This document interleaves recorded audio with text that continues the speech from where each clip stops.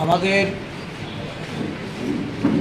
প্রদেশ কংগ্রেসে প্রবীণ নেতা, দীর্ঘদিন কর্মচারী সংগঠনের সঙ্গে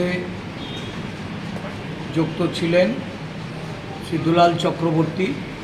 উনি ত্রিপুরা সরকারি কর্মচারী ফেডারেশনের অফিস সেক্রেটারি এবং কোষাধ্যক্ষর দায়িত্ব পালন করেছেন দীর্ঘদিন।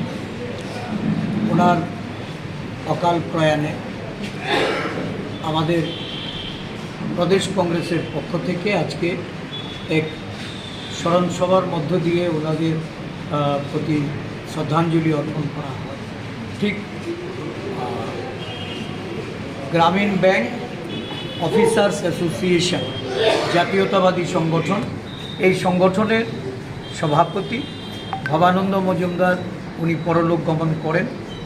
ওনার বিদেহী আত্মার প্রতি সদ্গতি কামনা করে আজকে ত্রিপুরা প্রদেশ কংগ্রেসের পক্ষ থেকে আমাদের প্রধান কার্যালয়ে ওনাদের স্মৃতি তর্পণ করা হয়।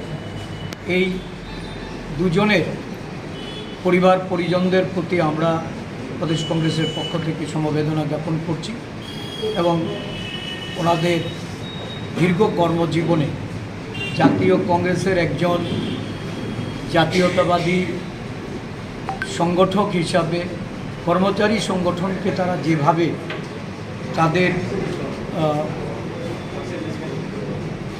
তাদের এই কর্মজীবন থেকে শুরু করে পেশাগতভাবে দায়িত্ব পালন করার পরেও আমাদের দলকে শক্তিশালী করার জন্য, সংগঠনকে মজবুত করার জন্য তারা যেভাবে তাদের নিষ্ঠা এবং সততার পরিচয় দিয়ে কাজ করে গেছেন, এই নিরলস শ্রম আমরা এটা কখনো ভুলব না।